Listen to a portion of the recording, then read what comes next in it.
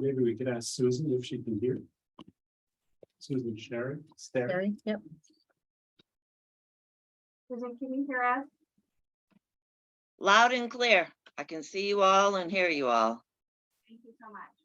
What's your preference? Do you want to drive it? Do you want to sign in, or do you want me to do it from here? I'm happy either, Might be easier if you want to move through it more quickly, but yeah, let me go ahead and join. You know what, we'll start again, just to make sure Yeah. we're recorded. If Sure. it wasn't recorded, I want to make sure that everything is recorded. Let me pull up the document and sign on to Zoom really fast.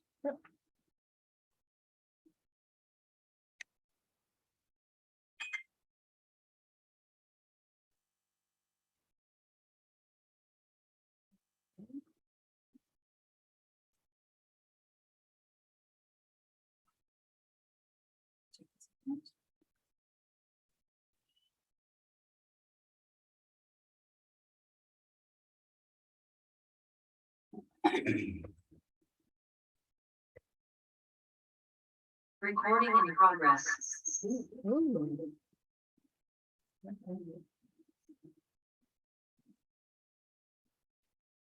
Okay, I'm gonna stay muted. Okay.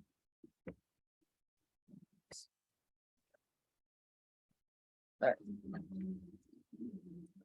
That's just background. Sure. Just for some reason it's off now, and I'm gonna go put it in. Okay, so we're on Zoom. I'm gonna start again. I call the meeting of governance to order. We'll start with another roll call. Counselor Tabor, Here. Counselor Lombardi, Here. and I'm Counselor Coach, and I'm here. And we're continuing discussion today of committees and ordinances review. The first thing we'll start with today is public art ordinance, public art review committee, which we started discussing a few meetings ago, and last meeting looked at it in more detail. I'm going to share my screen so that people at home can see what we're discussing. There's the first item on the agenda, public art. And public art policies of the city. If we can, the first thing I'd like to discuss today is the policies that we have not going to ordinance yet. Public art referral acquisition policy. And currently, as you'll remember from our last meeting, we currently have two public art policies. And essentially what we're doing is combining the two here, taking one and just putting the phrasing into the other. And taking out references to art speak and changing that to the committee. And then the last thing that we discussed was around donation of 10% for the cost of artwork. And I had originally suggested that we change that from should to must, or from must to should. And we had some discussion around that. I changed the wording to shall, which I thought was maybe a little bit closer to should, but not as restrictive. But I thought that should be the first thing that we discussed today. So as you can see, here is the public art referral acquisition policy. Essentially, we took policy regarding public art and we're removing it and moving it up into this language on page 1. It's in the third paragraph. It's basically the language exactly from this in the policy. Well, I agree with the change to the shall. I do think it's important that these come into the public realm with some way to maintain.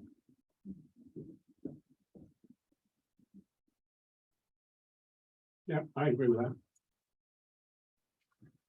I liked this word better than must, because I think the council should have leeway.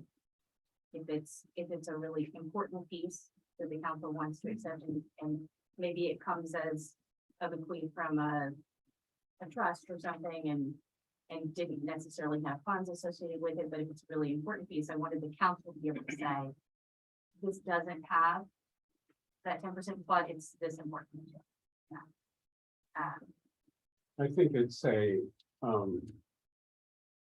it's an important thing to have the 10%. I don't know of any museum who does not include that in donations. And, so it's just, I would say, it's the upkeep of art can be very expensive. And it might be short-sighted to save money in the front end. And cost a lot more money in the long run. Just a thought. I tend to agree with that reasoning as well. I think it really is important that we have the funds to maintain. Especially because the last thing we want to do is request that taxpayers are making up the difference for maintenance. That's especially when it comes in as a donation. So I think that was the intent initially. I just wanted to, I guess, more clear here that, ultimately that it's the council decides how these things happen, this is the policy of the council, not an ordinance, but this should just essentially guide that thinking towards 10% donation in addition for engineering. So, and there were no other additional changes from the last time we discussed. I guess I highlighted the sentence "works from the collection may be considered for removal if they are in poor condition, damaged, or deteriorated beyond reasonable repair or conservation." I'm not sure, I mean, that really limits what may be the accession. And I wonder if there are other clauses that this then excludes that, I don't immediately think of any, but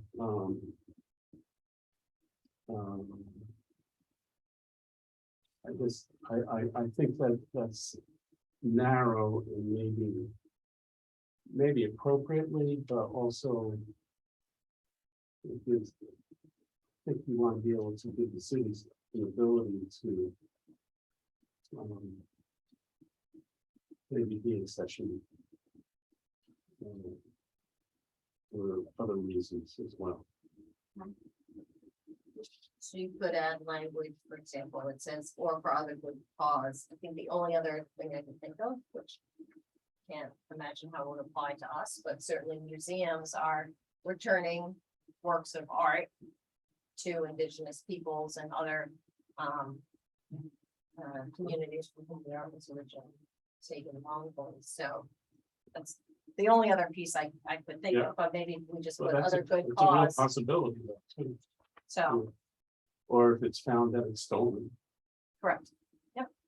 And there's always the possibility that a piece of art is donated from an artist and ultimately the city decides to go a different way and we have it sitting in our collection. The family would love to have it after the artist stuff. So there's always that kind of consideration Yeah. as well. So I just wanted to have just a little broader answer. Yeah, or other good cause. Or for other spots. Yeah. That's good. Okay. And I think somewhere else I saw that required a 2/3 vote of the council. These things, or is that not right? It doesn't say it here, but there are other places where. In, I believe in the other policy, so once you get to funding for public art. This is an ordinance. Yeah, it's an ordinance. Yeah, It's in the ordinance. yes, you're under exemptions. But that's a 2/3 vote if we choose not to currently choose not to place art in a capital project. So, It's cheaper, so yes, 1.704. exactly, the exemption here. Yeah. That's my cursor, so people can see what we're talking about. So that is the second piece. If we're ready to discuss the second piece, we can move on. Is everyone happy with the first two policies with the changes? Okay. And you notice that the second policy is removed. That's noted as removed because it was combined with the first. This was done just so it makes it easier for people to find all the policies around public art. So do you want to take a formal vote to refer to the city council? We could do that. We could do it separately. Do you want to do that separately? Is everyone on the committee comfortable with that process? Doing these separately, or do we want to take them all as a package? I think if we could give the council the whole public art as one piece, that would be my sentiment on the number. Councilor Marty, do you care? No, I think that's a good idea. Then that's the process we'll move forward with. The next section is part of our ordinance, funding for public art, and this is what we always think of as percentage for art within capital projects. That's what this ordinance really is referring to. The changes that I had suggested here were this on the exemption. Currently, there's an exemption for municipal projects like water and sewer plants. The feeling is that it isn't reasonable to place artwork on that site. So my suggestion was, instead of saying we're just not going to have public art associated with this project, the public art instead could be placed on another publicly owned piece of property within the city, or the determination of the council. I should note that even if this is our ordinance, the council can always come back and make a decision to change the ordinance later if it is too cumbersome and they're concerned about a piece of property that's not in project. So it's Councilor Martin. I would just take an example, the example of the sewage treatment plant. And I personally think that is right on a very important gateway to the city. It's the Maritime Gateway, and a piece of spectacular public art right at that point in front of that building would be fabulous. And I've always been disappointed that it was not considered for that. It's my personal opinion. I tend to agree with you. I think especially the backside of the building that faces the water Oh, yeah. would be a It's wonderful place it's a for, gateway to the city. yeah, it's a piece of artwork. For people coming around that corner rather than looking at just a building beside, you know. So this is an effort to say, you know what? Even our water or sewer plants maybe deserve public art. And in some cases, those that are our water facilities that are not located within the city of Portsmouth. If we do an upgrade there at this level of capital project, we could identify location within the city where we can place them as public art. So that's kind of the goal around this language. Does anyone have any concerns or suggested changes here? Well, does the council still have flexibility? Because the issue with the sewer plant was not so much lack of visibility. It was a $93 million plant, so it was for an extraordinary amount of money into $950,000. Well, the amount of money is limited, so It's capped at it's kind Yes, it's, if you go back here to this provision, the commitment. It's capped between, 2 and 15 million. right up to. Up to 15. So the goal is not to add excessive amounts of, money to any capital project. And that's been in the public art, commitment. Yeah. In the past, so, I guess, and it's not, it would not be unreasonable for the council now to come back now that the sort of project is completed, even. There as well, as part of this. You know, at the time that that plant was under construction, we were also in the middle of the pandemic, we were unsure of funding. So this kind of extraordinary circumstance. I feel as well, so, although this provision, which has been in place, that the exemption should be made no later than the final vote of the council authorizing the funding for the project. Because that was not made in that case, then it's not necessarily reasonable now for the council. He's a public art there. I don't think, the reason I would say this has been a new flexibility is only because of the council's absolutely determined not to place a piece of public art with a capital project. They can always change the purpose. And with, 3 readings. And so, and in any capital project, we have a clear heads up on with the CIP budget well in advance of approving the funding. So I think it just creates more of I guess, more pressure for the council to actually think about public art for every capital project, which I think was the goal of the ordinance initially. But it also says, it gives them the opportunity to think about putting it elsewhere, which I don't think that the ordinance in the first place allowed that. I mean, it was really the goal was you put a piece of public art with the building. Mhm. But I can see how that might be a challenge with certain projects, especially, say a water project that may not be as successful. No, it's good public policy.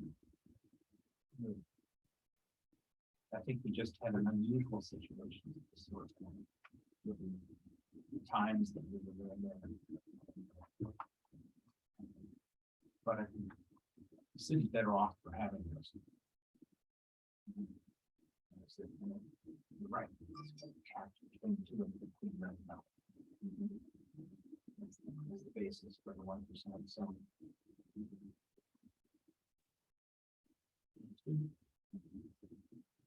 So everyone's comfortable with that. I'm gonna move on to the next section that I added here. And this section was added just to clarify, it's a clarification that the city can accept donations for the designated person purpose to commission works upon the park. To be placed on public property. And the reason that I added this language here specifically is we don't really have very good provisions when it comes to how do we deal with public art and accepting donations. And it's, I think, always positive when we're really clear with everyone that the city can accept money and issue from others to place public art with vision. So say we have a capital project and the city allocates a certain amount of funds for a project. But we have a bid from an artist and the project exceeds costs. And but people want to donate money to make sure we get this wonderful piece of art in this location. We want to make sure that we can accept funds from the public. And so that was the goal here. And noting that the process is going to follow the same provisions. But it's not that somebody can come in and say, I'm gonna donate money, and this is what I want. You know, we wanna make sure we still follow our process. Before accepting the donation. So.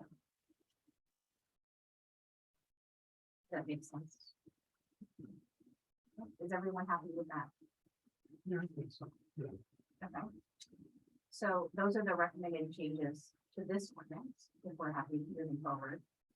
And then this is the draft for a new ordinance, the Public Art Review Committee. Now, this would come back to chapter 4 of the administrative ordinance because it would be added on as a new committee. So this sits in a different place in our ordinance. And after our last discussion, the deputy city attorney tried to modify the language to meet the concerns here. So I'll turn it over to you. Sure. So, one of the things that I heard at the last meeting is how do we really define public art? So I did, two things. Of course, went to the internet to kind of look at some definitions. As well as looking at how we define art in, chapter 1, article 7, which is the percent for art. And I merged the two. So I took most of the definition from the existing ordinance that we have. But I saw that there was a missing element for our purposes for this chapter, which is to make it clear that when we're talking about public art, we're talking about artwork that is located in or on a public space such as a municipal facility, park, right of way, or other municipally owned or controlled property. So that we're very clear that that's what we're talking about. So that was piece number 1, was to define that.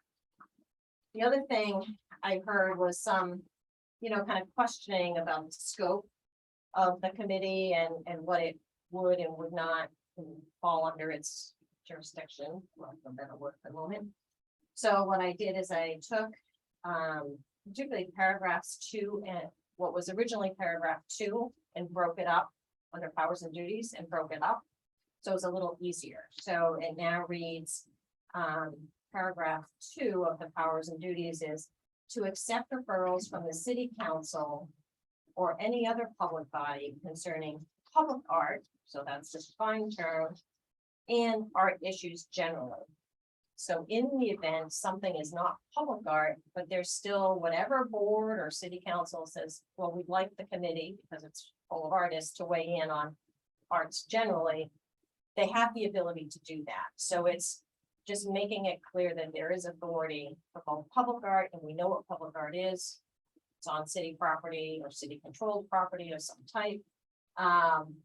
But it doesn't limit it in scope if there's a need from some other board or committee.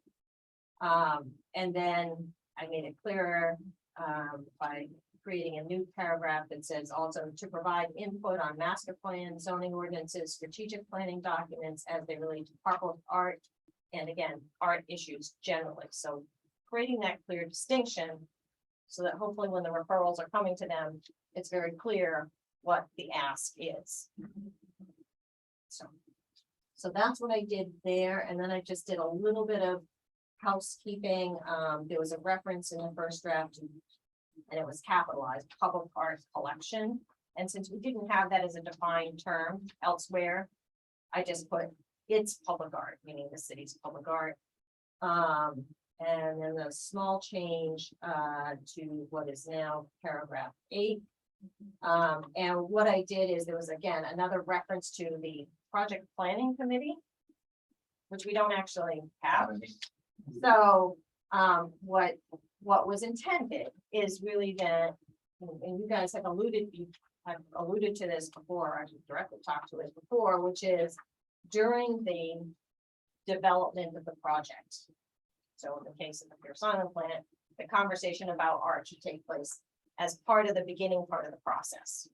Where might it go? And so it's more coordinated, as it was with the Foundry Garage. That one, there was good process right at the beginning and found a place to fit it in and worked with the project team. And I think that really is a coordination piece on the part of the city, which I think will be eased by the fact that we now have a committee to easily kind of refer pieces to early on in the process and to set up that conversation. So I just took out that reference and knowing that there will have to be a coordination piece. And then is that it? There's one more paragraph, more. Oh, yeah, it's very end. Paragraph F as to with regard to revenue development. I took out the last sentence because I felt it was unnecessary because we do have a trust and I brought a copy of it. And the terms of the trust require a city council vote. And then the city manager writes to the trustees of trust fund saying, the city council has voted for you to release X amount of dollars. You know, to X artist to build, you know, a sculpture or whatever it is. So that's why I just took out that sentence, because the terms of the trust are going to apply, and if the city council wanted to change something and how that's handled, it would be modifying the terms of the trust. So those were the edits to that. And I'll add there that that language came from the public art guidelines that were written by Artscape. And Artscape was in a different situation with fund releases from the public trust than we would be in now with the city. So. I just, I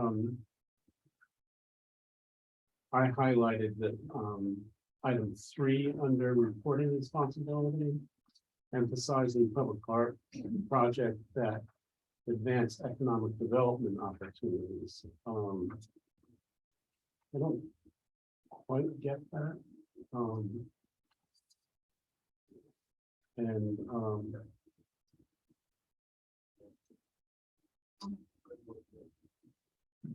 I think this originated from, when Artscape did an initial project, of putting the ants through the city There were in various places to drive people into town to shop and to take part in, all the wonderful offerings we have in town. Mhm. So that was an effort, to combine public art with all the other arts. Mhm. We encourage people to attend other arts. I think it's these guidelines come directly from the public art review committee guidelines written by a study that Artscape did. And so these are the recommendations that came out of that study, and we just never Artscape dissolved before the council adopted a public art review committee, which was the recommendation that came out of this. And these were the guidelines they recommended based on their experiences with public art. So I think that that's where that comes from. I guess what I'm questioning is the details of the report should include, and they're assessing available potential resources, assessing possible proposed municipal critical projects, and then emphasizing projects that advance economic development. So maybe that should be equal as assessing rather than emphasizing. Yeah, so assessing. impact, assessing impact of public art projects. Yes. It's not- Sure. I mean, I think that's really the. I mean, emphasizing is a very different meaning. You know, Yeah. it says, okay, this is our goal here rather than the art itself. That's my opinion. So assessing impact instead, impact of, is it being reasonable?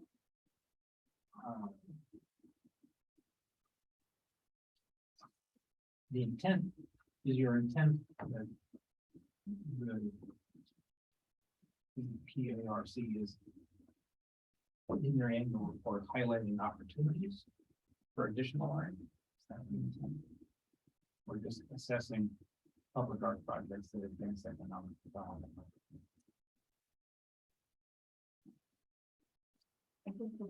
I would think that they were doing a little bit of both. They're gonna be looking at what have we done, and how successful was it? But also, what are our opportunities that we haven't addressed? Right. Right. And I think it would be good to have. somebody,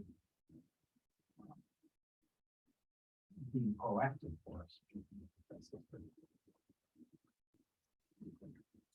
And how- We could even say it as an impact that an opportunity for public art projects. Right. I just think emphasizing is a word that tends to limit the other things. One. That seems to. Right, I think you're right. Absolutely, Councilor Lombardi. I think we don't want them just to be looking at our public art projects that advance economic development. But it's really be thinking about art in and of itself. Yeah. But then that is another opportunity as well. Mhm. The great thing about public art is it does bring people into the city. Brings Oh, people absolutely. try down from businesses. I think that that's wonderful. So.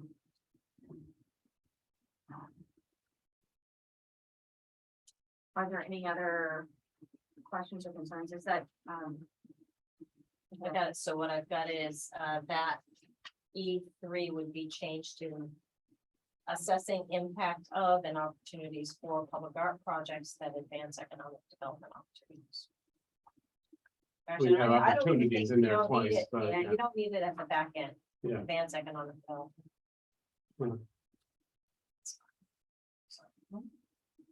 I have a question on the public art trust. That exists, right? That's Where are you now? Oh, the next That's- paragraph. Yeah. So. If we have a 1%. Opportunity. And there's money left over, where does it go? it stays there. Stays in the public art trust. So what should be happening and what actually I didn't bring a copy of the memo down, but Bob Sullivan and Nancy Carmer only 2 years ago did a whole walkthrough. I should have brought the memo of the money comes sort of from this hand of city government into the public arts trust and then out of the trust. And then if we get donations. then we will- They can go right into the trust. And we had a set of money set aside as well for Arts Week, and all of that is finally being repeated. Right. To help fund arts and cultural related. So.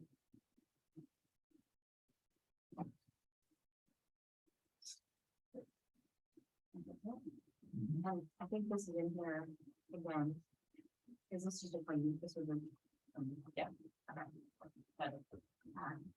Yeah, it's just a. Yep, clean it's a plain copy. Just a plain copy. Sometimes it's hard to read.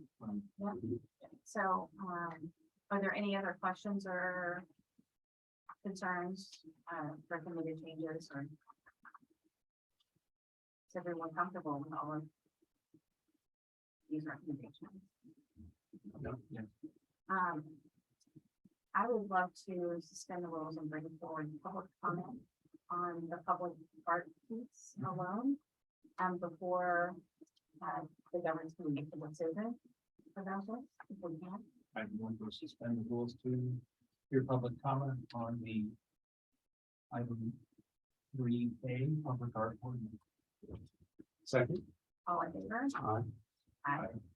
Okay. Is there any public comment on public art specifically? Yeah. Thanks. Please join us.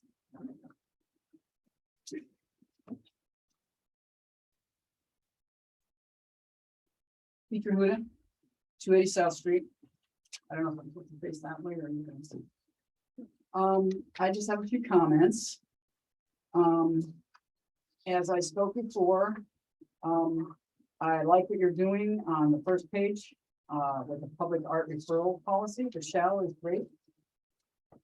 I like what you're doing and combining and deleting the second policy, 2014-02. I do have some questions on leaving in the exemption. The dollar amount, I believe that it is capped at is $150,000. Which is 1% of the highest number. The other comment I would just make for you to consider, and I heard your comments, Councilor Barty and Councilor Tabers, is this is taxpayer dollars. And the art that's being put, say, for instance, on the Pierce Island plant, I guess my question would be, would this benefit the people of Portsmouth who are paying for this? It's on the other, not to take anything away from the plants, but it's on the other side. Generally, the people of Portsmouth don't come in that way, except if you have a boat. So I guess I would like to put that before you. I completely agree with the buildings, with putting public art on the buildings, the Foundry, the Hanover. I guess in looking at this, the putting in here that basically any sewer or street project would also get this.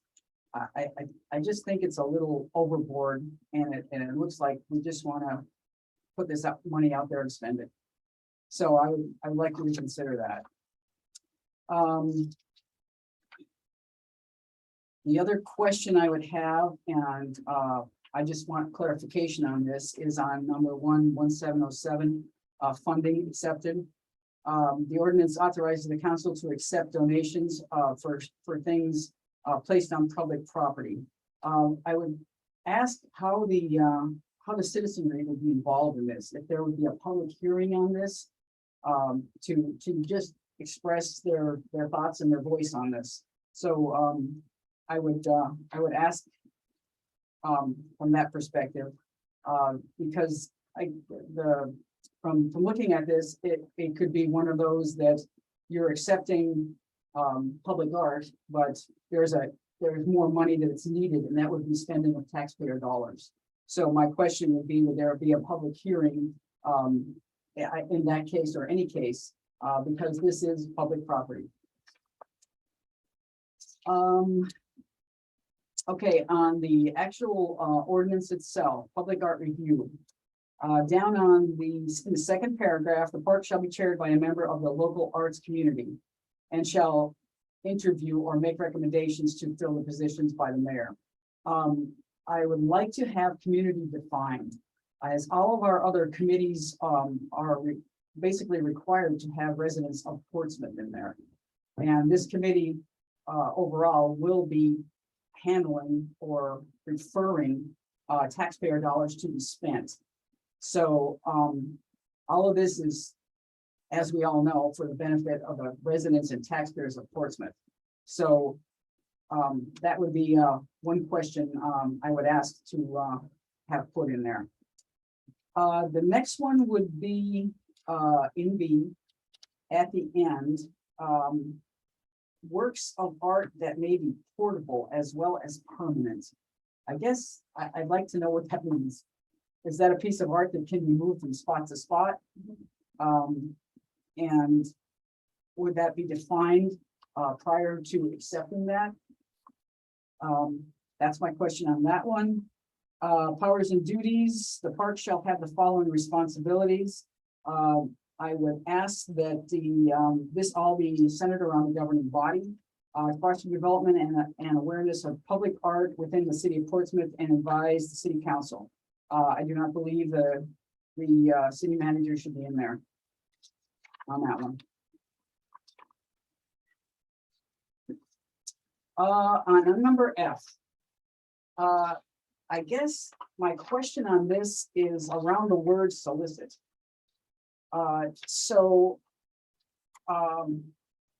In number F, park may solicit or receive gifts, that's fine, money or other or other to be applied to principal interest.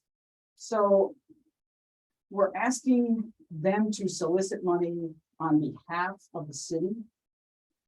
We're asking an outside committee to do that. My question there would be,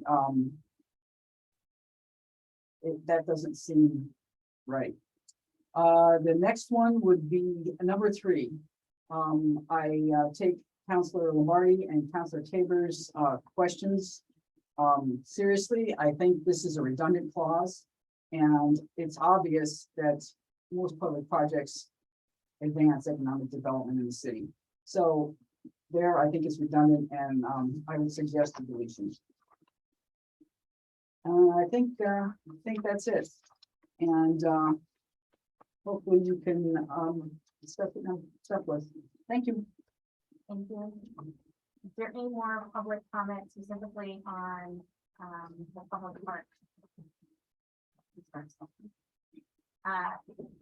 If we have someone on the. I don't know if we can unmute. She should be able to unmute herself. I think you can unmute yourself. Before. She may not know. Hello? Susan, do you have any comment on the art elements? Nope, not a question. Okay, Thank you. thank you. So I'll close public comment then on this piece of our discussion.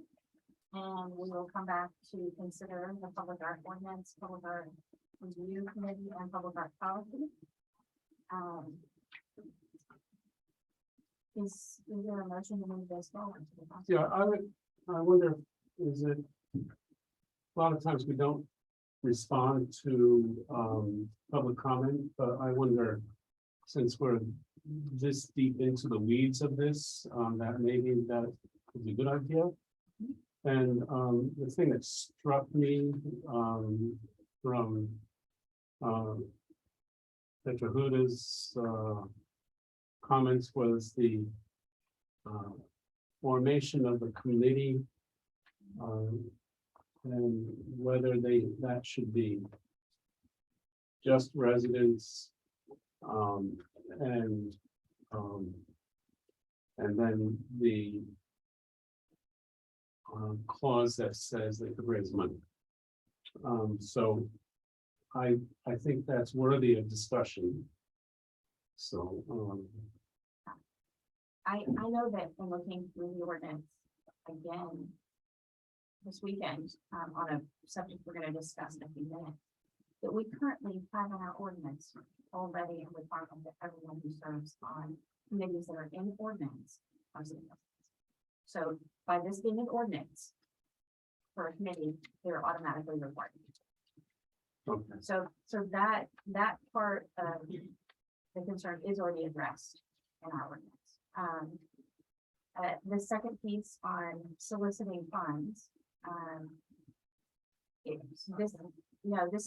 this was designed by, these recommendations were designed basically to allow this committee to put out, information that we take donations for public art, so that people in the community do understand that they can donate to public art, not just to other pieces of the city, especially if the committee decides that they want to commission a big piece of public art in this particular location.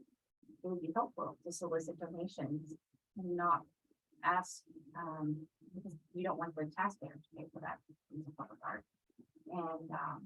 And that would be a council decision anyway.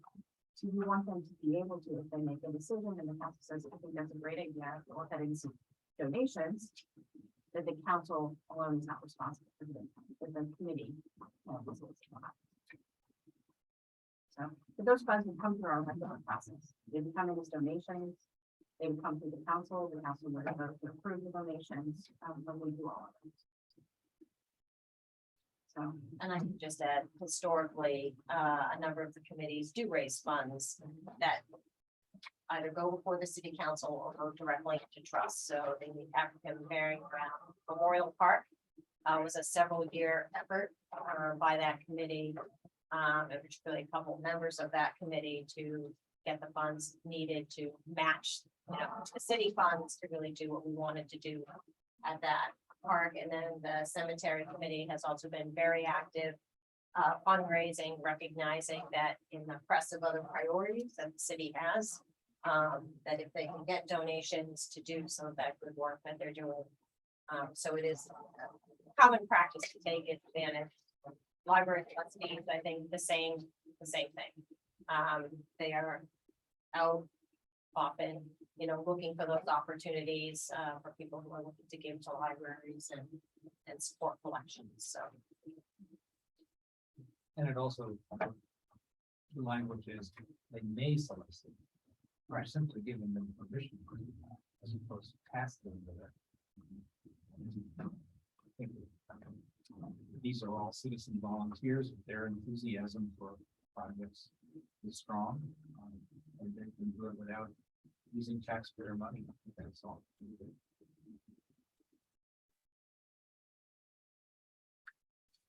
Are there any other questions or concerns? That answered. I would seek a motion to move these changes to the policy, the existing ordinance and the new ordinance forward to the council for review with changes. So moved. Second. All in favor? Aye. Aye. Did you want to speak? No, Oh, Okay, so we will move that forward to the council. that was a good.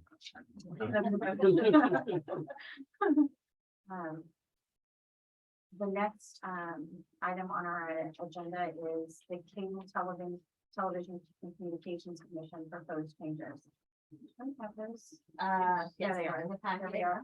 And the change in the meeting time, from last week to this week, we lost We our, lost our. our coverage. But I can represent that they would be happy, to hear, and I can convey to them, because we have a meeting next week, I think it is, or the week thereafter. So they're looking forward to, any further input that the council, the committee may have. And I can take that back to them. Were there questions about these recommended changes that came from, because they came from the cable television communications commission? We haven't made any changes here, as part of governance yet, so.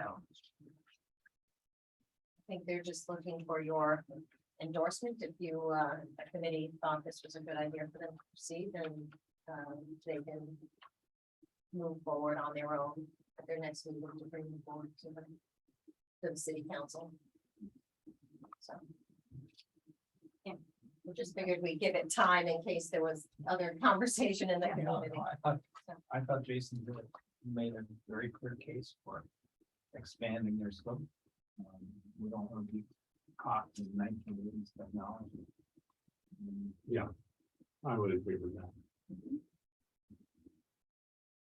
I'm the same. I think that there was a very good argument for these changes at this stage. I would be perfectly willing to, give my approval to send it back to them to send the recommendations for them. I had no problem with what was written.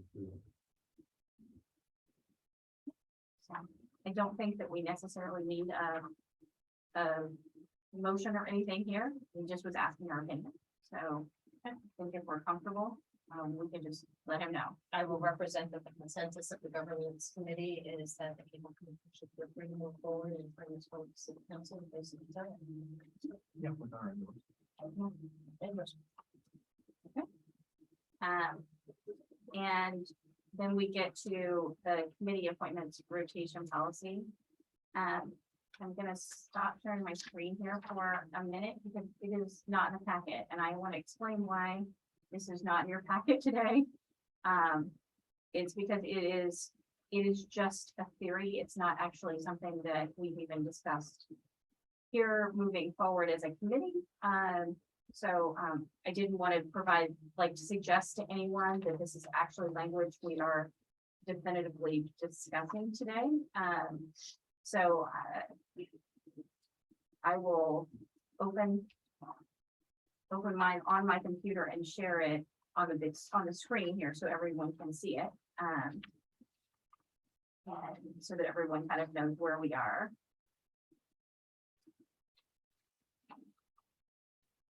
Bring up share screen, just 1 minute. So I feel it. Just seeing this, without having a chance to review it, it's. Right, exactly. And that's why we're not having a Discussion on this. substantive discussion on the language here. It's a new approach.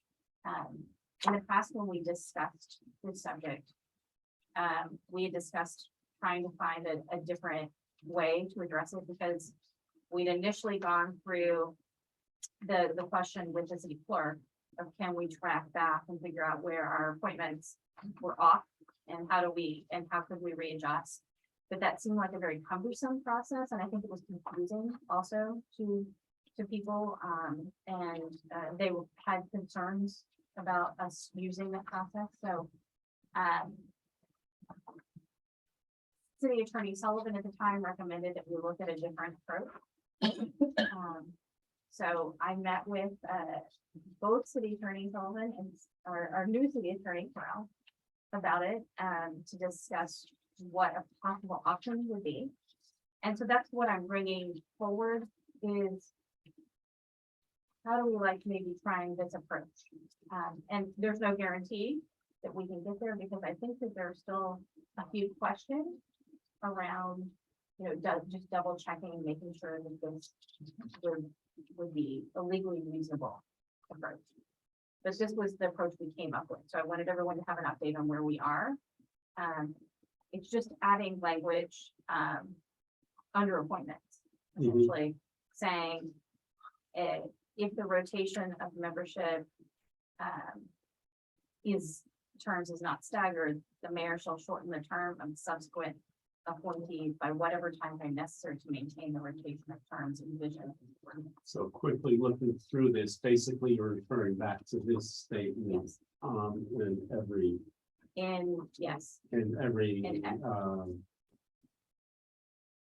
ordinance or committee or commission that is not compliant with that. exactly. So in accordance with section 1302A, it's basically what it says for every single one when it comes to the mayor. And in effect, what this would do is that it would be up to the mayor then to say, oh, I shouldn't be we shouldn't have 4 people coming up at the same time on parking, traffic and safety. We only have 5 members. So what I'm going to do is I'm going to appoint 1 to a 2-year term, 1 to a 3-year term, 1 to a 4-year term, and 1 to a 5-year term, so that we have a healthy staggering appointment. And so the mayor would make that determination from looking at, when does the rotation on that committee occur? And we make the determination about length of terms before the mayor suggested an appointment moving forward. That puts completely the power with the mayor to make that determination, looking at it. But it also means that it's whoever's the current mayor is determining how long their own appointment is. So it's not us or anyone retroactively looking at appointments and saying that the stagger's off here and we need to readjust terms. It's done before that person actually takes the role. So they know in advance they'll be serving a 2-year term or 3-year term. And then they always have the opportunity to be reappointed for a full term. And hopefully at that point, the stagger will be adjusted. So I think this, when you look at the committees, I think this probably impacts our current mayor and whoever the next mayor is the most.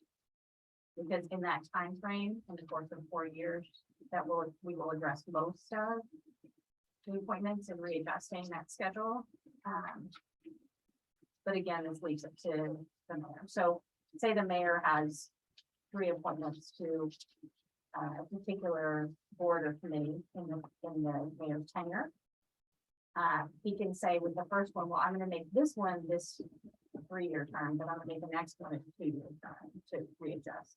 So he has some leeway about how to do that as well. So there's a little freedom here, but also I didn't want to take the power away from the mayor of appointment.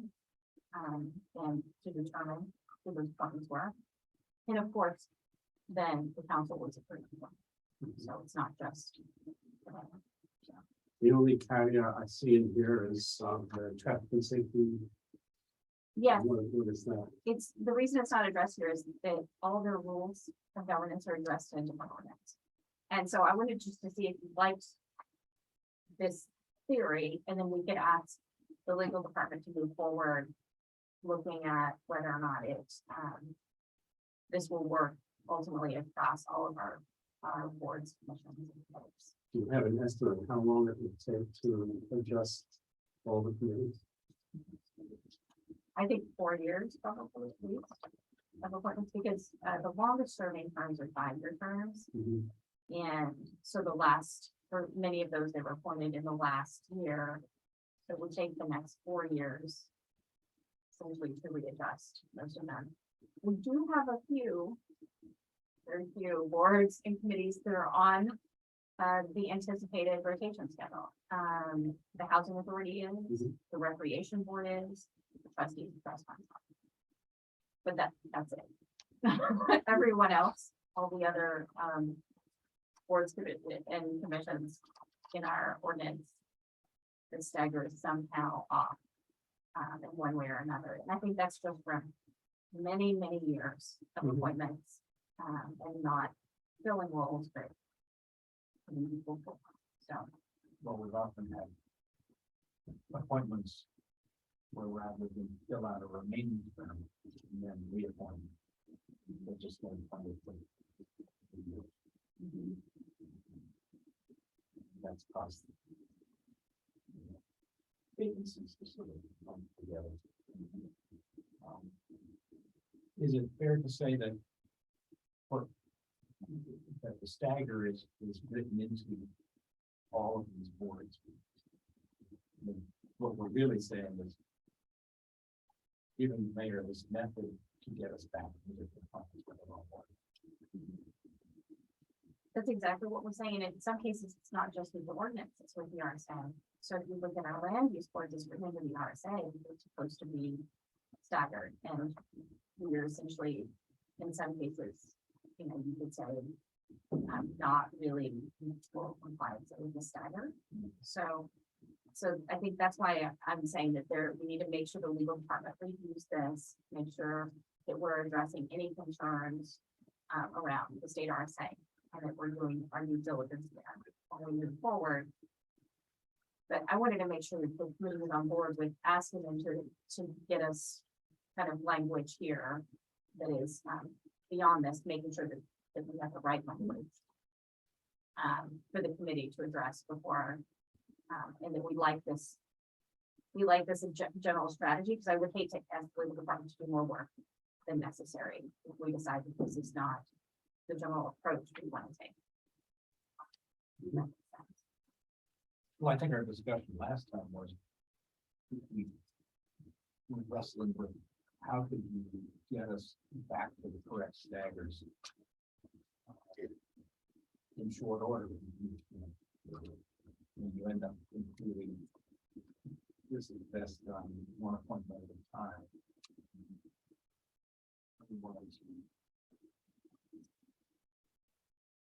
I don't have the powers to under the policy.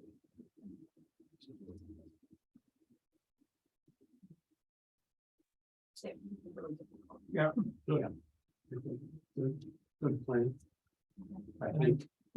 And it's good to talk about the conceptually in open session. about it. So is everyone comfortable asking legal to come back with some, like, are we happy with this language? Do we need to change it? What do we need to do? Make sure that we have all the background, legal background, and that this is reasonable. process legally. So I think what we discussed is, comparing the ordinances with all the RSA's that govern any boards. Make sure it's in compliance, delete any inconsistencies within the ordinances themselves. And maybe define a few terms, including what standard. Would be helpful, maybe the term.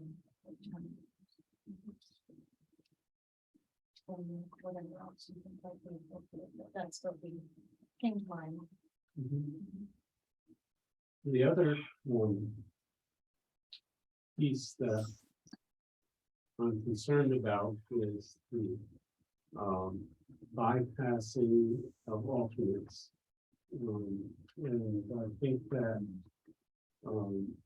there should be something that says that not necessarily that, I think that an alternate should have the first opportunity to take on a term as a regular member.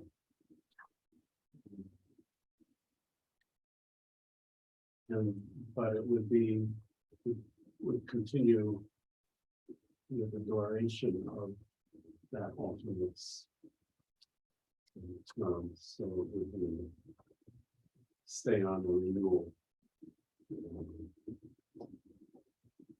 schedule. Can I ask something? I couldn't hear what the lady in the yellow had said. Her voice was low. I know she offered an alternative to what was in this ordinance. I couldn't hear what she said. We'll go back. Thank you. Hi, Susan. I'm Susan Morrell. I'm the city attorney. Oh, okay. Thank you. So what I had said is, in previous discussions, with Counselor Cook, we looked at what the legal issues might be. that Right. Should be examined, and those being comparing with state statutes. And internally with other ordinances to make sure we're consistent. Also the possibility of, coming up with a definition of stagger. So it's clear what is meant by that, along with a definition of term. Those were the sort of the legal issues we thought we would take a look at, in addition to anything else that's recommended. Thank you very much. That was loud and clear. Thank you. And that's good. Thank you for speaking up, because it's good. We want to make sure that the record is clear as well. Are there any, I appreciate your concern there as well.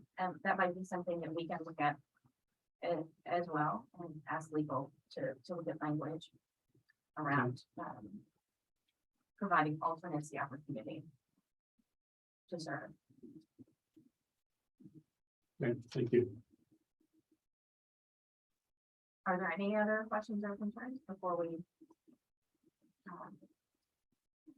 just ask legal to address this again? That means it would come back here.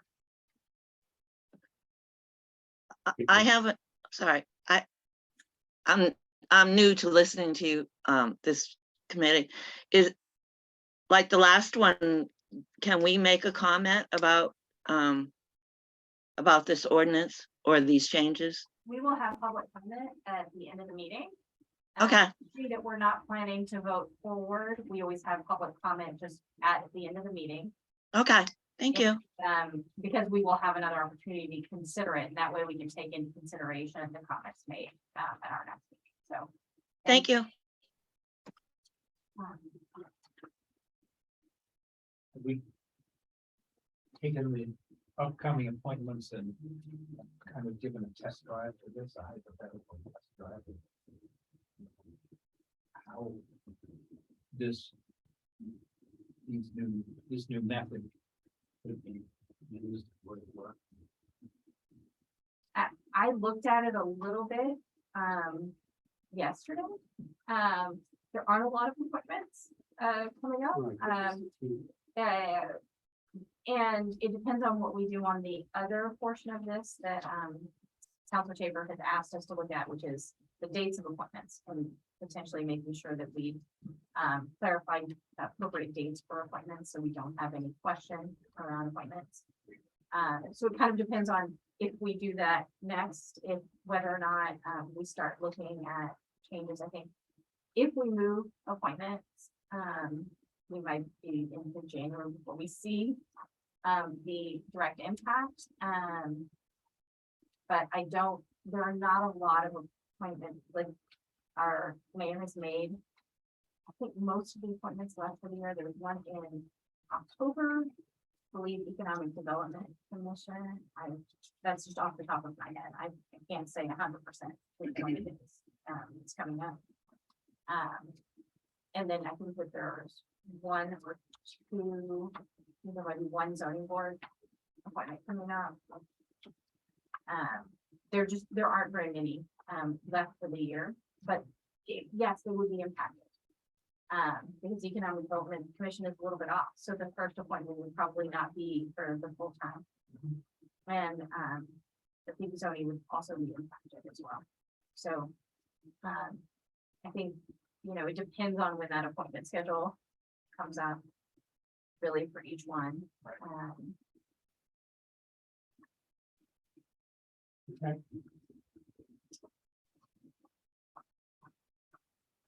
Is everyone comfortable with just referring this back to legal to answer the concerns, Yes. questions, It and seems to be a very economical. to do it. Takes 40 years.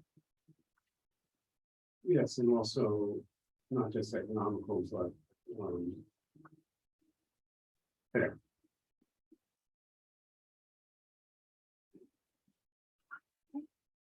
right, then we'll ask legal to go back and look at it again and answer any concerns that we have around it, and look at some of the draft language, potential draft language on alternates and clarification. Absolutely. Thank you. And so I'm gonna stop sharing that. And we are back to our agenda. So let me share. Sorry for the toggle. I know it can be a little bit confusing. Let me make sure. No, I don't have the right one. Let's close this document. And reshare the other. So we are back to our agenda. And the next item under the agenda is other business. And this is a proposed policy that I was bringing forward, an auditor policy. And I will pull it up here for everyone to see.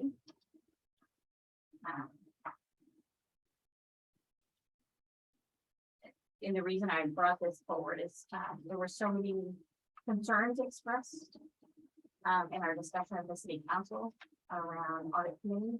I wanted to make sure that we were addressing some of the public concerns around an auditor and fairness, and making sure that we're rotating our auditor. So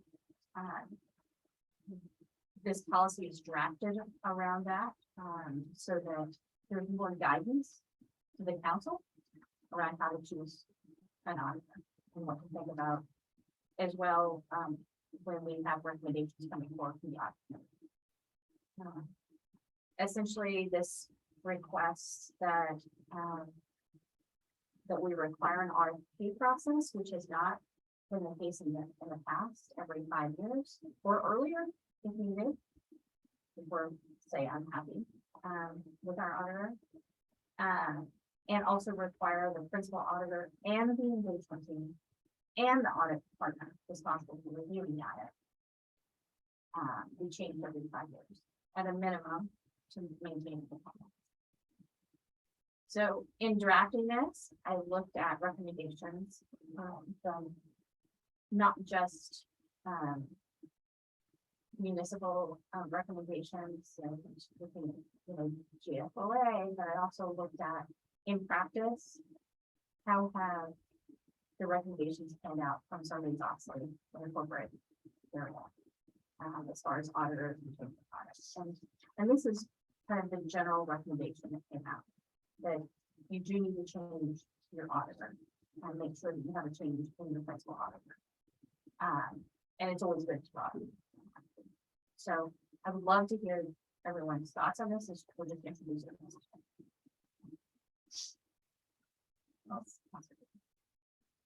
I've asked our attorneys just to help us with the definitions. What's principal auditor, how would you define that? And the audit partner. What are the differences between the two? Sure, so as you may recall from the work session, I think it was about a year ago, where Melanson came and answered questions from the city council had. She described a structure whereby Alina was the principal partner, and then there's the engagement team that's actually here, doing the work, collecting the documents, reviewing everything. And then there's also in the back office, who we never see, is a third auditor, if you will, who then, once all the initial work is done, does a final review and has no contact, basically, directly with the finance director or anyone else on the finance team. So it's the whole team, soup to nuts. So does this, if we want to go of changing auditing companies, does this, is this a vehicle? So the way this is structured, so if you go for RFP every 5 years, assuming you're satisfied with the one you got, what it does is first get you as many proposals as you get. I mean, right now, there really seems to be just 2 companies. And what we're saying is, if you're going to continue with the company you currently have, because they're more competitive or have a better team, then what you're requiring is to make sure, as you heard from Melanson, they do rotate. And the recommended rotation is, at least every 5 years. So this kind of dovetails, you go out. And if you're gonna continue with the same firm, there is a policy that it's gonna be a different team, which it has been.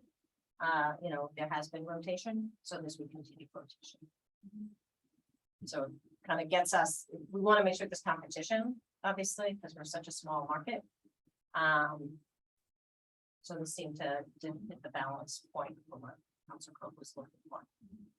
And while I would love to require, I would love to have a requirement that said we have to change auditor. The challenge around that is we only have 2 bids. Then we're tying the hands of the audit committee on their recommendation, and say one of the bids, I'm not saying that this is the case, but say we have one bid that's not qualified, but we automatically have to take the non-qualified bid, which would require a change, and it isn't a change. So I think that that's the challenge here. You want to make sure the audit committee has the opportunity to do their job, even if we only have 2 bids. Right. And practically speaking, Suzanne, how much competition is there? When Concord went out recently, they only had 2 proposals. Yeah, I was looking. That's around why. this- Around the state. Yeah. Manchester is Melanson. Keene is Melanson, Concord is Melanson. Somersworth is Plodzik. Manchester School Board is Plodzik. So there starts at beginnings. of competition. Yeah, Plodsnik does, my recollection is they may not have, they may be most serving communities that don't do the full suite of documents that we do in terms of the CAFR and the PAC. I also had a concern that I wanted to make sure the firm that we're using now, which we've used for many years, is aware that when we go out for RFP again, that we would be expecting, this 5-year rotation. And not just of the people who come here, but also the back of that. So that if you don't have a principal that hasn't seen our books, that you need to rotate your back review principal as well. Because we want to make sure we have an independent audit. And, so if they're gonna bid, they have to make sure that they're giving us a team.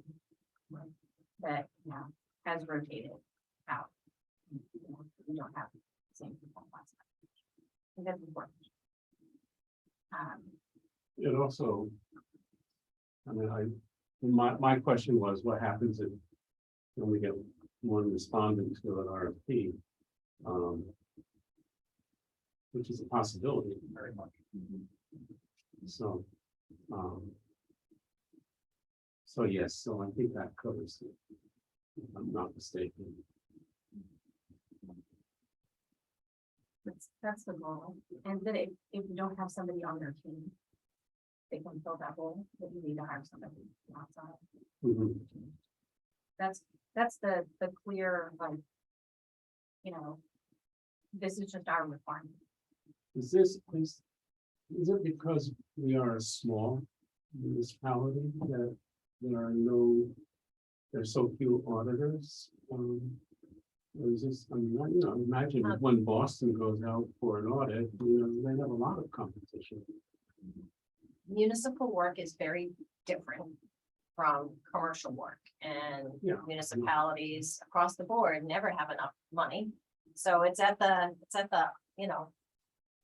it's not the end where you're gonna make a lot of money as an auditor, as far as I can tell, Mhm. talking with lawyers who are in CPA firms, this is a very niche type of practice. And so it just, you don't get a lot. Now, CLA is really trying to enter, as far as we understand, good. this Yeah. market, the New Hampshire market, so that would bring a competitor in. And they do have the experience from other states, the whole suite of documents that we here in Portsmouth Yeah. and Concord and some of the other communities here in New Hampshire do and expect, because we're, operating at that higher level, if you will, of transparency and trying to get the financial information shared in forms that the citizens can understand. Look and read about what we do, what the projects are that are coming. So we'll see.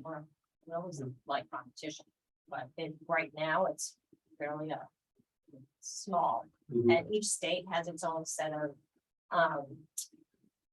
statutes, so it's gotta be, a firm that's Compatible. willing to come and, study out.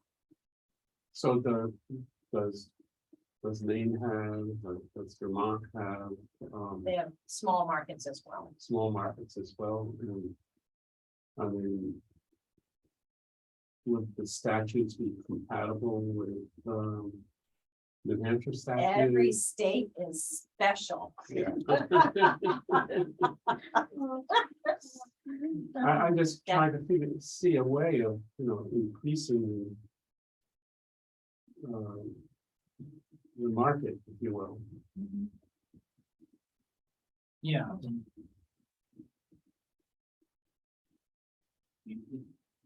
It would be good to have more competition. It would be great to It'd have be more great to have competition. more competition, because I think you have a firm that has almost every city in the state. That's a very comfortable lucrative position. Competition is good. I don't know what we can do as one of 5 cities in the state.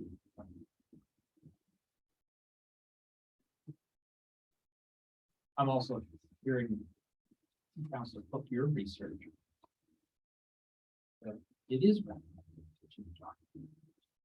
Well, my research actually says, shockingly, that it is not recommended to change auditing firms, Well, I'm- but that it's recommended to change principal auditor and the team and the backhouse. And it's very interesting, because what they said is that when you change auditing firms, they find that, the first 3 years after changing the auditing firm is when you have the most errors in your audit. Because it takes a while for them to become familiar with your financial practices. So, they see the most errors first, second, and third year, not in the financials, but in the audit itself, and challenges around that. And, once a firm becomes more familiar with the practices, then they don't commit as many errors in their audit. So it's actually recommended to keep the firm, but make sure that they rotate principals and so that you do have an independent audit. So I thought that was actually quite fascinating because that's not what I would automatically think. That said, I think it's helping to also rotate your auditing firm periodically. I don't know what the number of years should be or not, you know, if it takes 3 years essentially for them to become familiar. But I think that ultimately, that's why we have an audit committee to make those determinations. When is the time to appropriately, you know, and I think that I want to leave that to the audit committee because that's the whole idea of having them there as experts to make that call. So, and they should know all of that research, I would think, or will, you know, at some point when looking at it. I think that they'll probably be considering an RFP pretty soon, because I think it's out still, but almost closed. So this gives them some recommendation on what's required. And if we have a response to our current RFP that comes in, we can make sure that they're aware of that the both respondents or 3 respondents, would be nice to have 3 or 4. I said 3. Would be aware of this policy for the council adopted, that we have to have these changes. In principle. Not every 5 years. We had more competition, we could probably get a better price. That too. Oh, and that's where, you know, we have an incumbent that we've had for 17 years. But you want that incumbent to bid, which you never bids competitive. So if you adopt a policy that you have to change firms, it might be more expensive.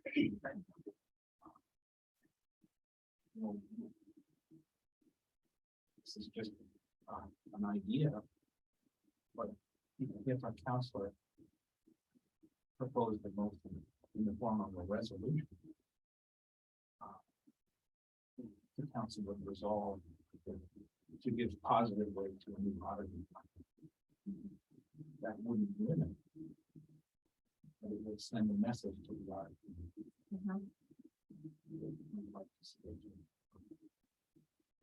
And Thinking and talking at the same time, not just. But it's not an unreasonable strategy. I would say that we should wait until we have our RFP process finished. So Yeah. before we make any call, we don't want to influence an RFP process. I would think, right? Correct. But then we can definitely give recommendations as a council.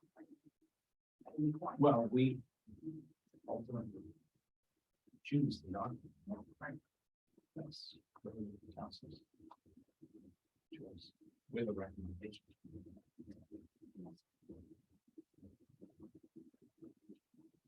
And I will just, second, if I may,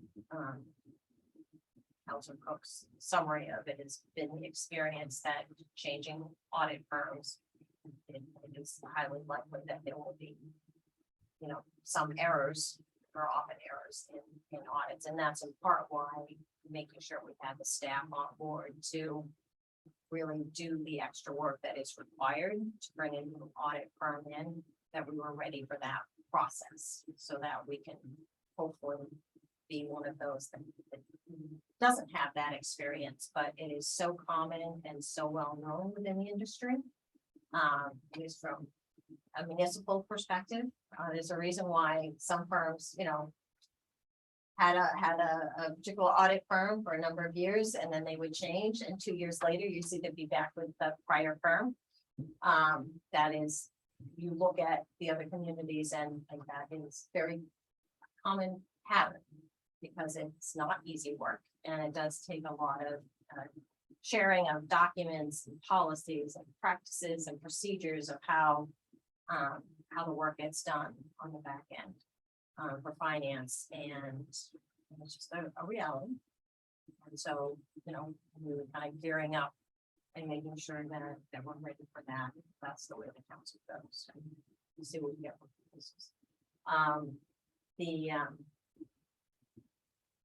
The other piece is we did, knowing that Councilor Cook was wondering about whether to bring forward a policy.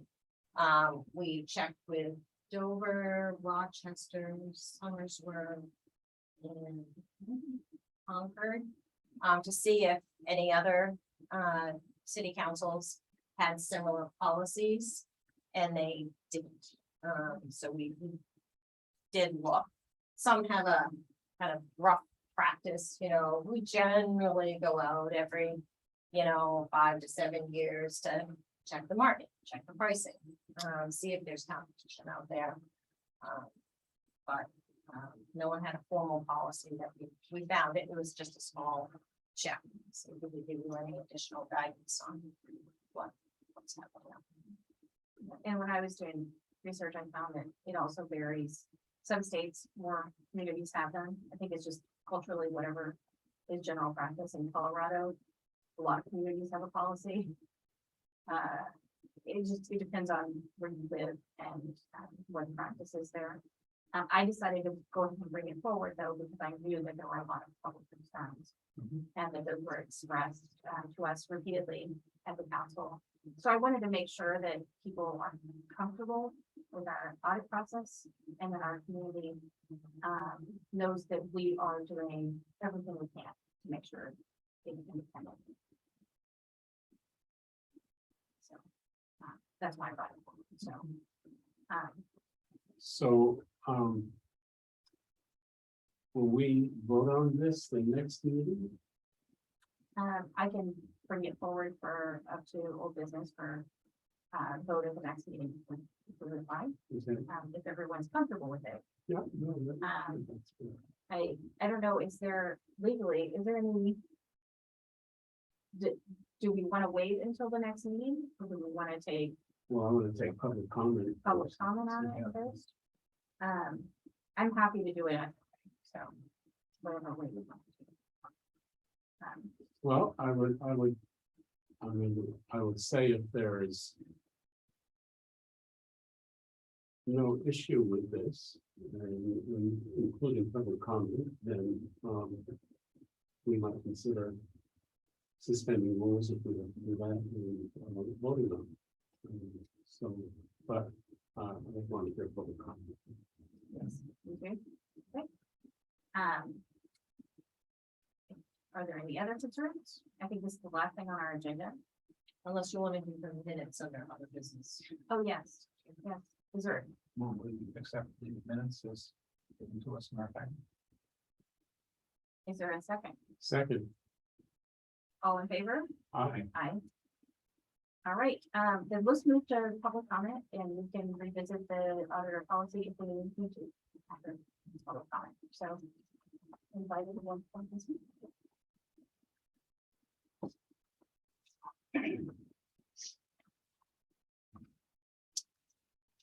I am Sue Polidora, 245 Middle. And I was just taking notes in here and hopefully I can read my handwriting. And I want to thank you for bringing forward this change and for all the research you have done. As I mentioned before, many of the city council sessions, I worked in purchasing for many years. In many of those years, we're working for the footwear industry. The footwear industry pretty much went from being a large industry in the United States to be very small.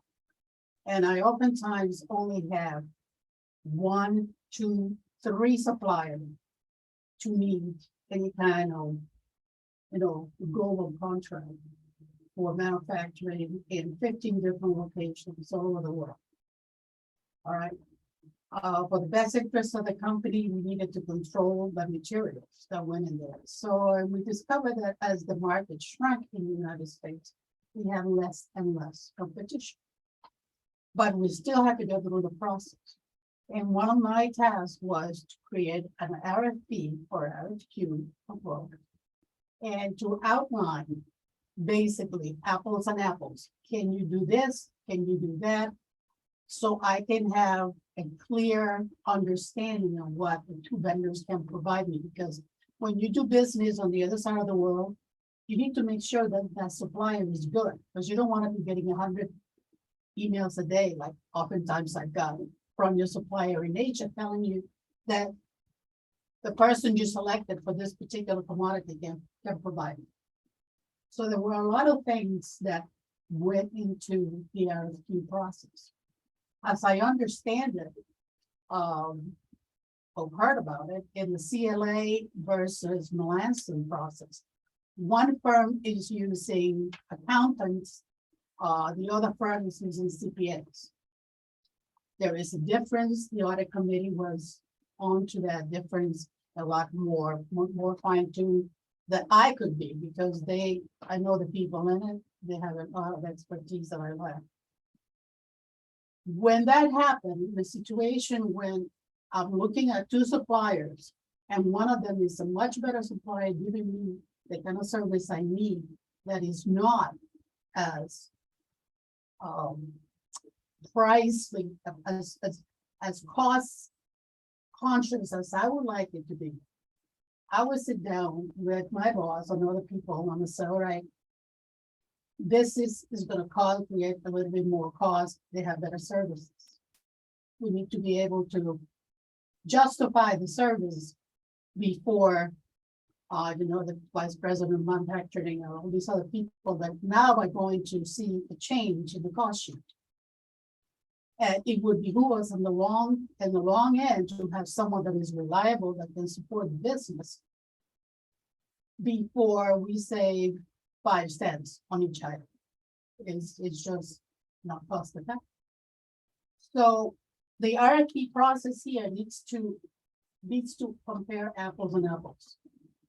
If you need to require them, you need to require to have a certain amount of CPAs, you need to require them to have a certain amount of people that could be able to respond to certain information that you need. I mean, the audit committee can help you with that, but I don't see the audit committee input on this draft right now. It should be added in there someplace. The other thing is that I see that you have a rotation, but that rotation doesn't necessarily mean a new company. It just means rotating the people within that team, which is, just switching the deck chairs on the Titanic. It's the same shift. You're making this a change that is cosmetic, but it's responding to the same organization. I can guarantee you that a company with a new internal organization is not gonna go find a mistake and go to the previous people, which are part of the same organization, and say, you made a mistake. It's just not gonna happen. They're just going to cover it. They're just gonna say, hey, we need to do this. They're gonna cover their interest. The number one goal to have a new auditor is to cover interest of the people in Portsmouth. So switching around just for semantics, it looks in here, we can do a new auditor by meaning we're just gonna change the teams within that audit firm is nebulous, and it needs to be clarified here. What I mean rotation means another firm. You're gonna have a learning curve, yes, but everybody does. Everybody does when you switch to a new supplier.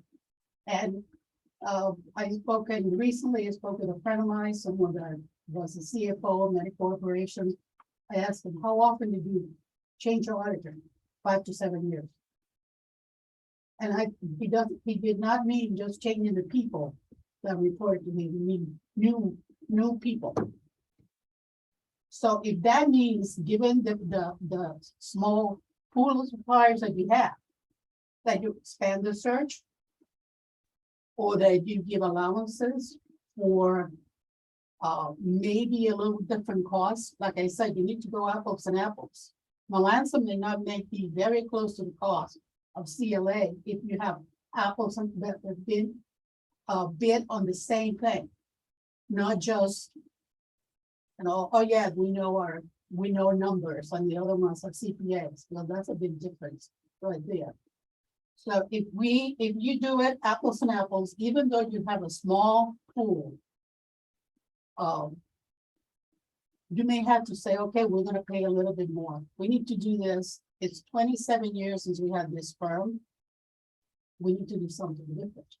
I mean, if it had been me and I'd taken charge of the city, I would have ordered a new audit with a different auditor before I even started. Because I want to know where things are. And this is what this is all about, is unusual to have an auditor for this long. I'm used to dealing with small pool of suppliers. Believe me, when you have, but I was working for a footwear company, and all you have is one supplier that can provide certified steel caps for your work boots. That is bad. And we have to work with it. And we have to help other suppliers that were interested in that business to get into that business. Because we wanted to have more than one unreliable supplier. So, yes, I understand all this, and I probably went beyond what I should have, but these are the things that I'm not seeing in here. Number one, how the audit committee is supposed to be helping and being involved with the RFP, and also providing input to the city council.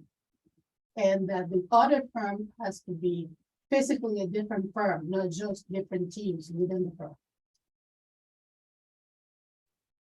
Any questions? If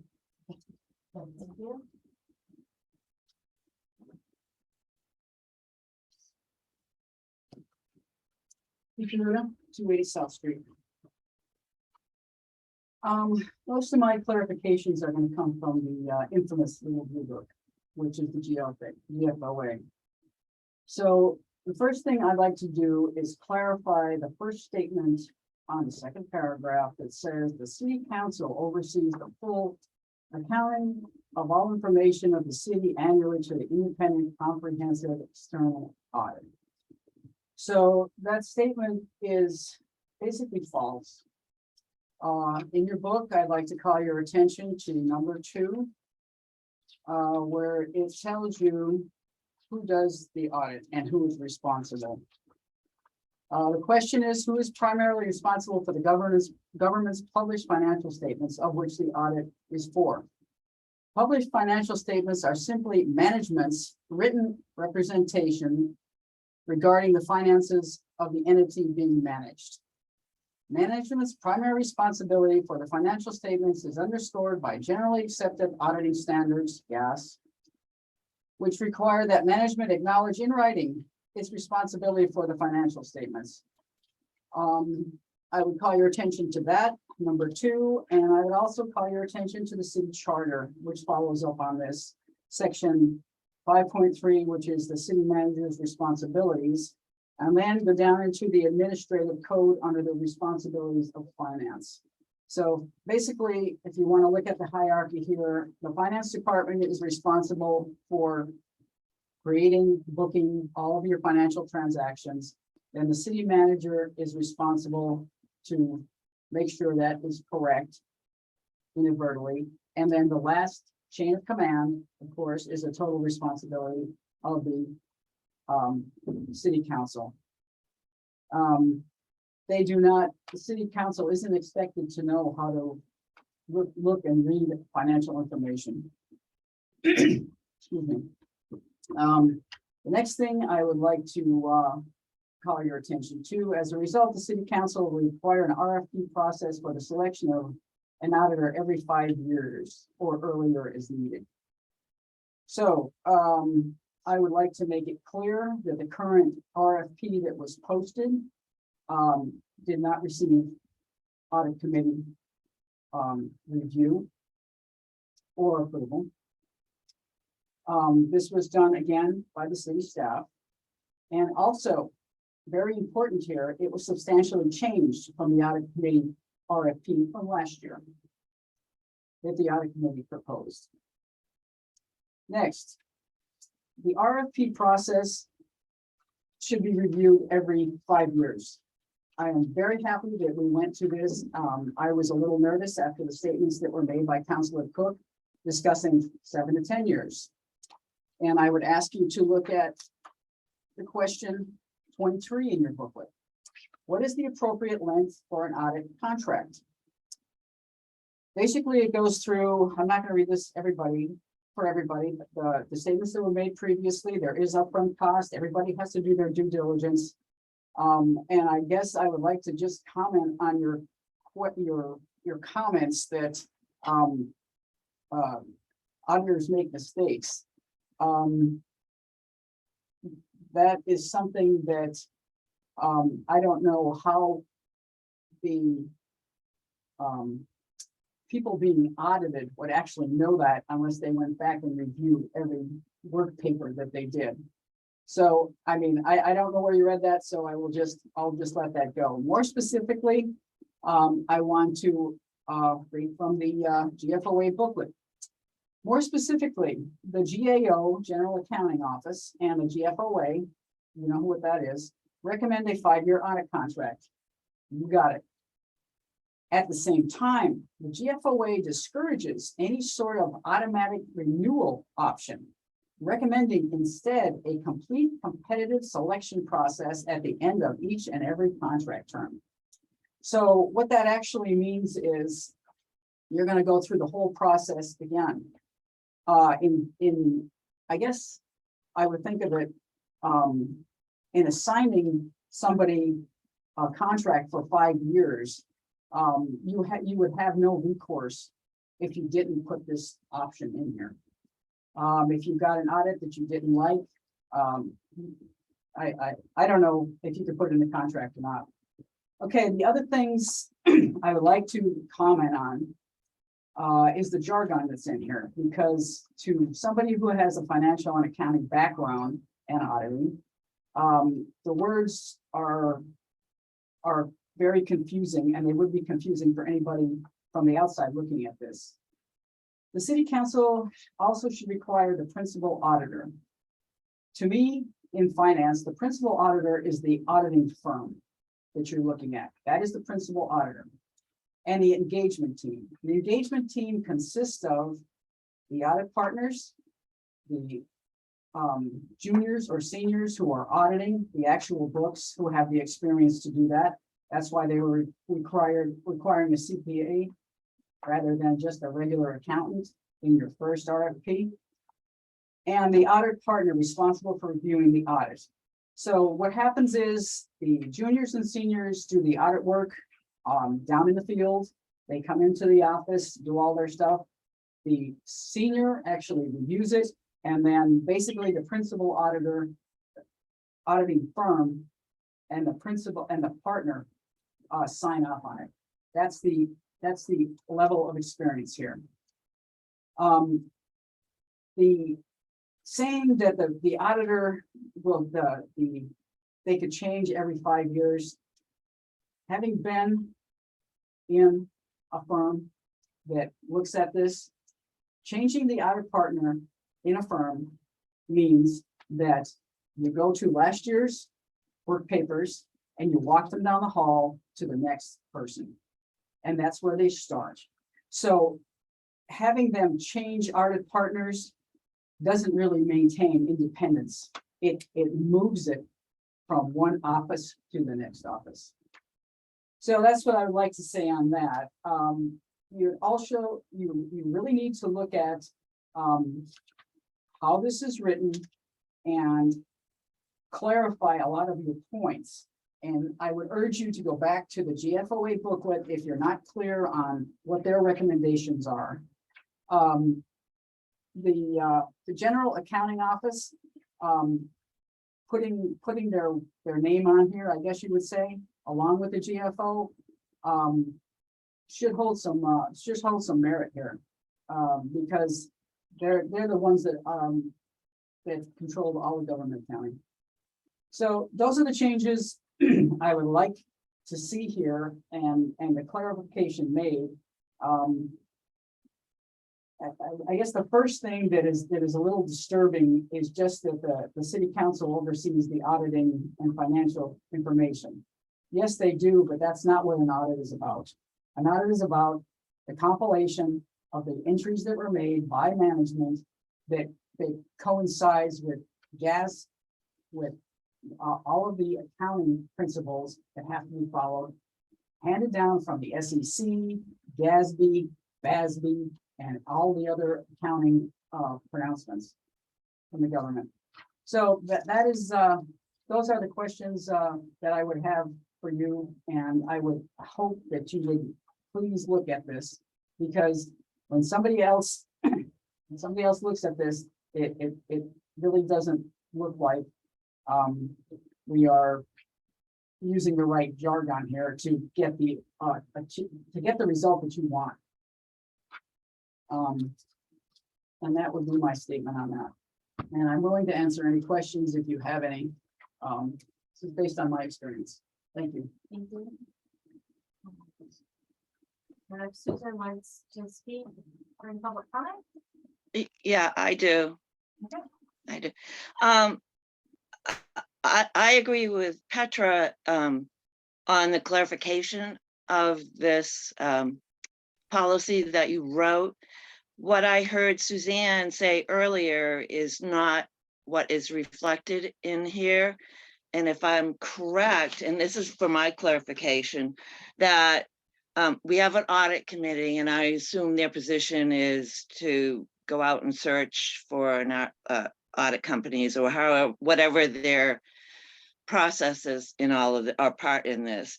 And then we have the audit firm that comes in with their engagement team, who picks and chooses all the information from staff. Then it goes back to the auditing company, and they finalize everything. And then Suzanne mentioned that there was a third person that had no connection with the auditing firm or anybody at City Hall who was part of the audit, picking documents and things. Is that how I heard it? Is that correct, Suzanne?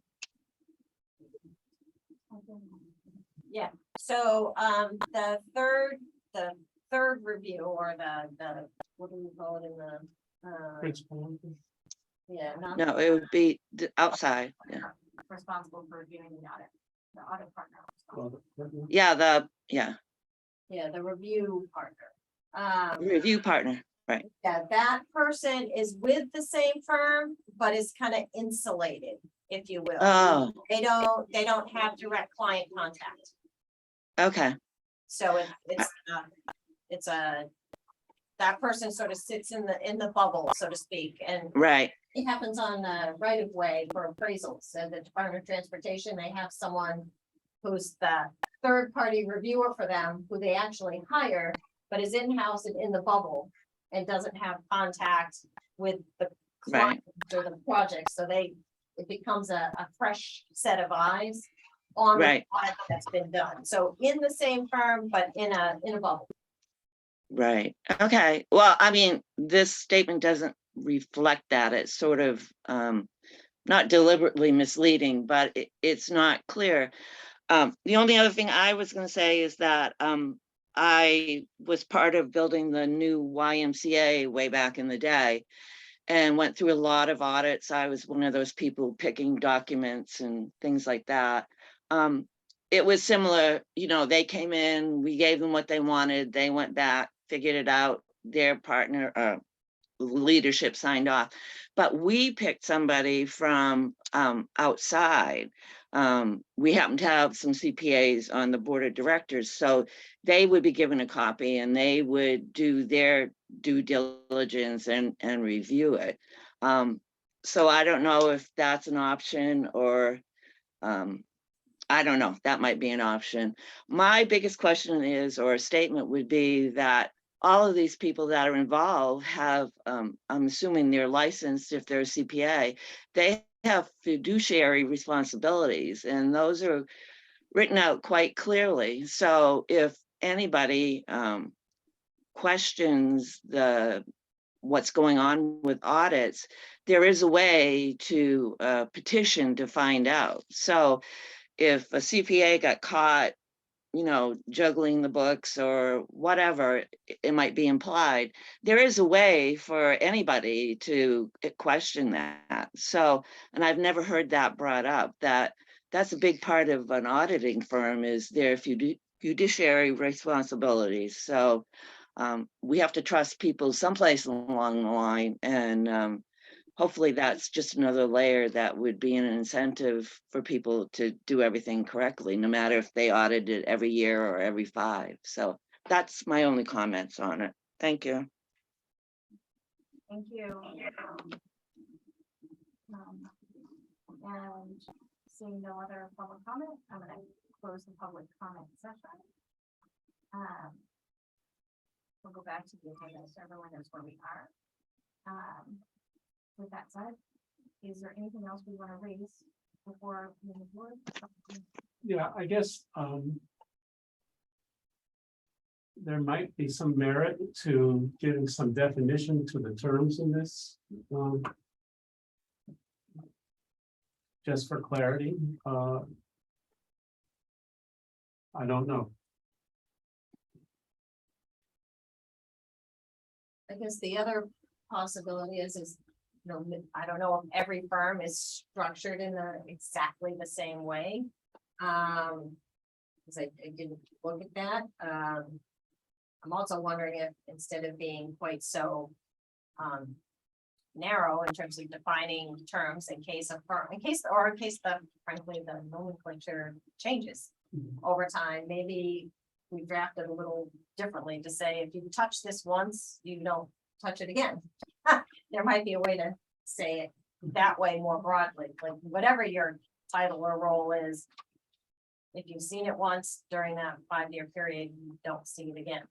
And it's a whole new team to, you know, from start to finish. So maybe there's another way to draft it. I'm happy to kind of noodle that over for the next meeting. It's up to you.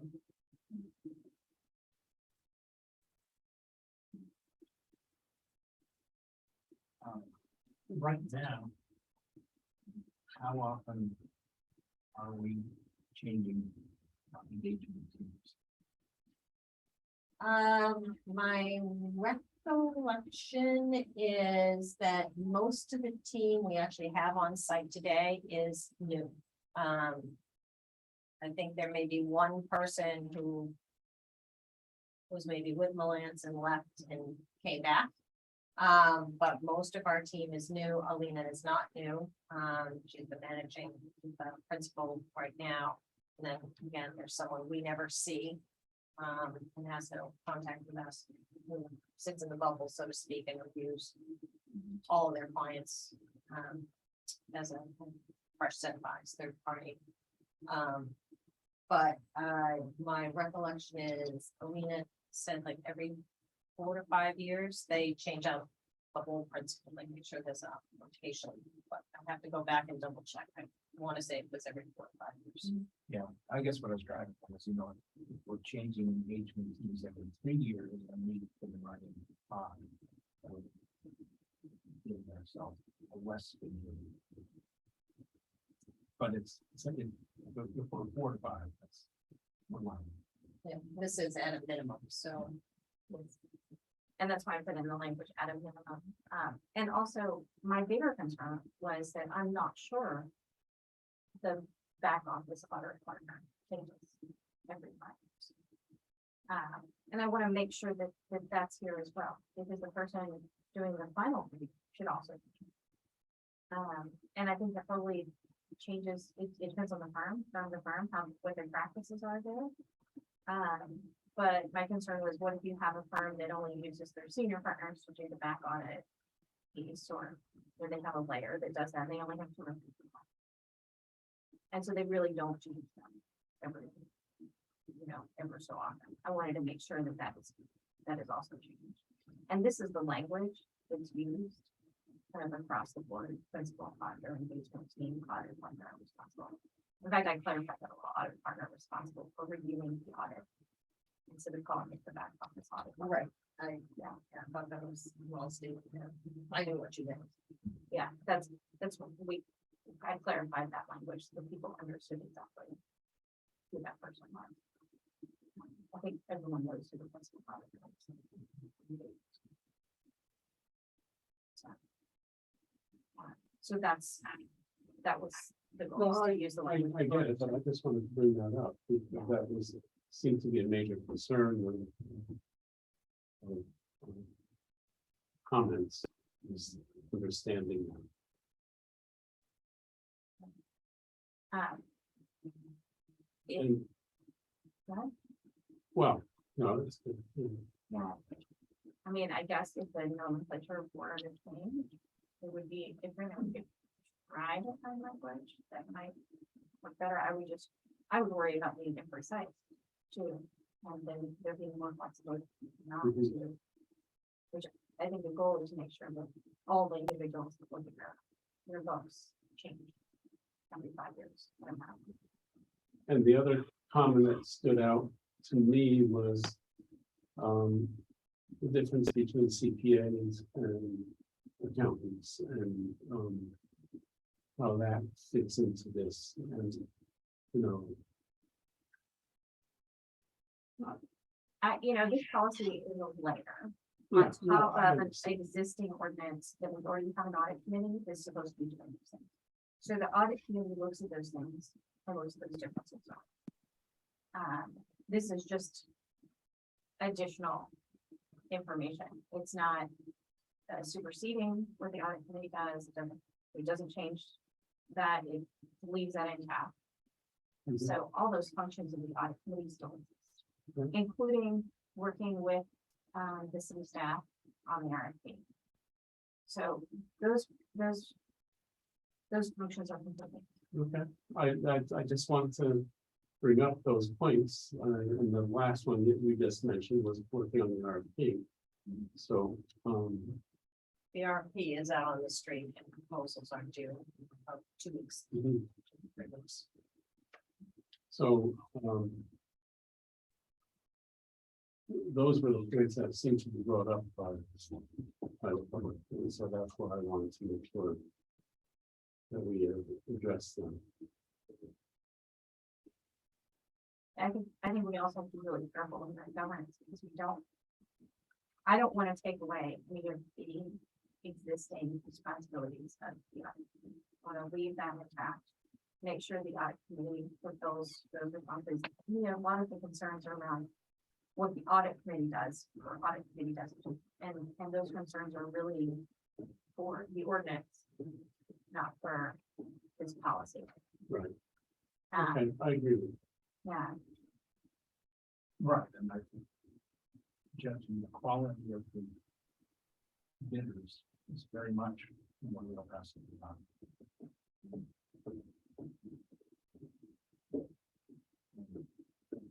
At the last audit committee meeting, that was pretty clear in the discussion. Waiting.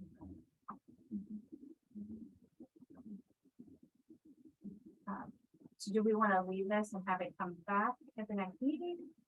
I To see think if we can come up, I think that with the explanations that I've heard, that this can stand as a policy.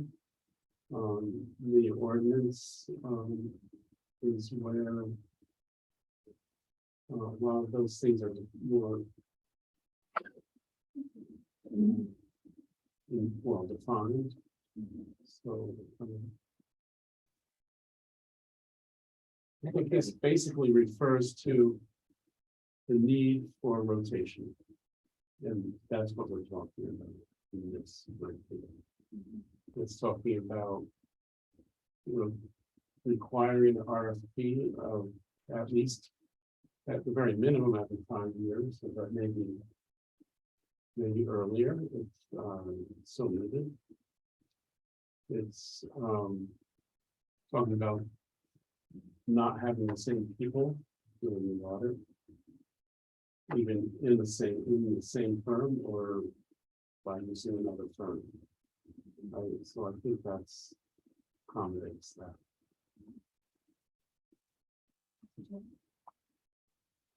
Well, I look at it from the point of view of those of us on the council and our job to hire the auditor and have the auditor report to us. And and perform the independent examination of the city's works. That's so. This institutes an RFP process every 5 years. That didn't exist before. That I think gives us more opportunity for competition and more opportunities for fresh eyes. That's good. I think the rotation, the next sentence is the rotation policy, which we make explicit instead of implicit. And I think that's gives us more of an independent audit than we would have otherwise without. So both the changes, I think, in the policy helps the right thing.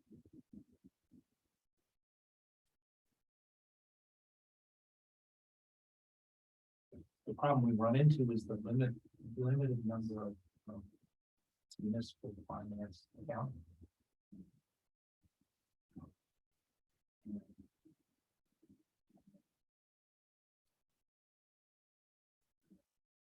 That's out of our control to some extent. But no, I think it moves us further towards a good independent model. Well, if you're comfortable, we can move this forward as well today. But I would need a motion to do so. If not, we can wait till our next meeting. There's no immediate urgency, but if this is going to be our policy, we probably want to let. I was just gonna ask, how does this We could, synchronize with the process? if the city council were to adopt this, we could, issue an amendment to the RFP, an addendum. Sorry. Indicating that this policy. What is the deadline for that?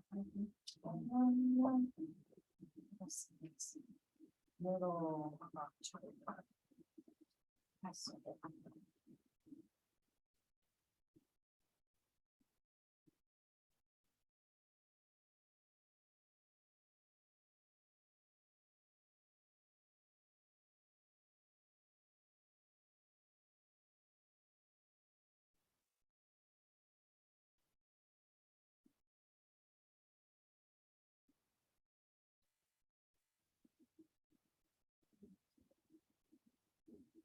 October 12th. So this would be. So if the council, well, then at a minimum, we could look forward to the council would have anybody be added a dead and saying the council's considering this policy. So, at our next, if it comes before the council or our next council, meeting, so at least we can say we're considering it, or not the council does. Actually, so that the farm fit in.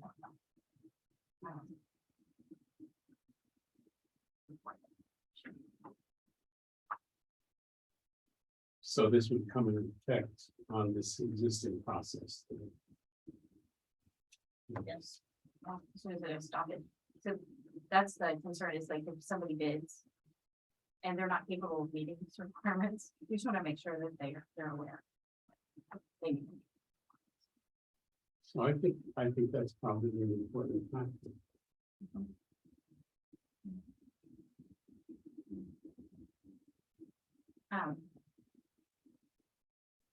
I note that this is a policy, so of the council, so the process is of course a little.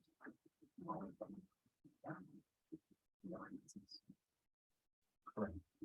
It's one vote of the city council to adopt policy, and as you know, the city council can always make a decision not to follow its own policy. You can suspend the rules. I would say if this is going to move out of governance committee and be referred to the city council for full vote, that may be sufficient for us to put in the intent and put terms on this. Well, then I'll make the motion. To move it forward. I'll second. Any further discussion? I have some help here.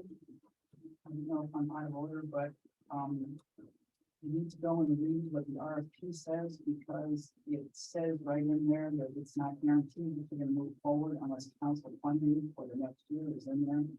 So I would ask that you review what is in the RFP and see if this is conflicting or it's already covered. Thank you. I can trust that our legal counsel will make sure that everything is consistent. So, are there any further comments? Right, all in favor? Aye. So we'll move that forward as well. Or any other new business? I would like to have a motion for that. So moved. All in favor? Aye. Thank you all.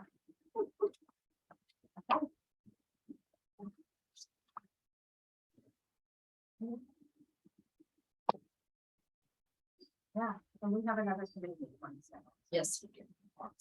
17. yes. So that's why we just asked that. Just a reminder, we have another one.